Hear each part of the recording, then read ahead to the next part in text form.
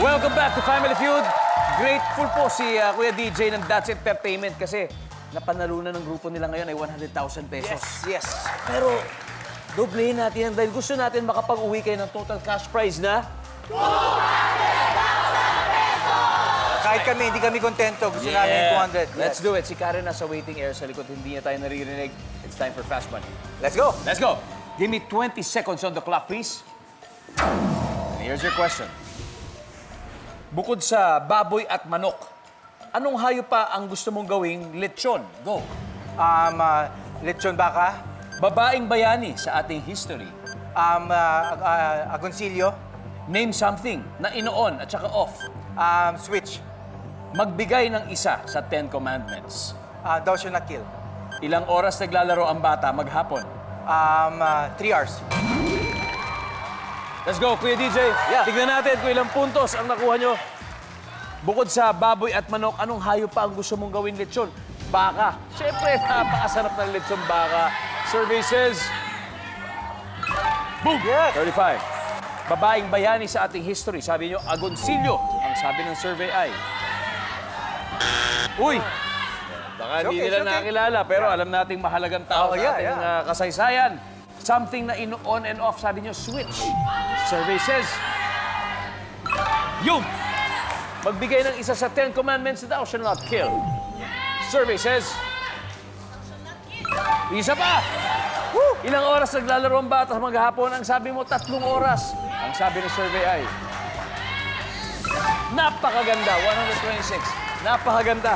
74 to go. Let's welcome back Karen. Karen, kamusta? Kamusta ang pakiramdam? Kinakabahan, as usual. Pero wag, kasi alam mo, napakaganda ng naging performance si DJ. Naka 126 points. Buti na lang ang kailangan mo. Kaya-kaya mo to. At this point, makikita ng viewers ang sagot ni DJ. So give me 25 seconds on the clock, please. Bukod sa baboy at manok, ano pang hayop ang gusto mong gawing lechon? Go. Rabbit. Babaeng bayani sa ating history. Pass. Name something na ino-on and off. Remote control. Magbigay ng isa sa 10 commandments. Thou shall honor your parents. Ilang oras naglalaro ang bata maghapon? 4 hours. Babaeng bayani sa ating history. Cory Aquino. Go, Karen. We need 74 to win. Bukod sa baboy at manok, ano pang hayop ang gusto mong gawing lechon? Ang sabi mo, rabbit. Pero alam niyo, usong-uso po talaga ang rabbit meat. Kasi masustansya po ang rabbit Karne, meat at mabilis ang production. Ang sabi ng survey ay... Oh, 5! 5 points. Ang top answer ay baka. Nakuha mo. Babaeng bayani sa ating history, ang sabi niyo, Cory Aquino. Ang sabi ng ating survey ay... 2 points. Okay, 2 Ang top answer ay Tandang Sora.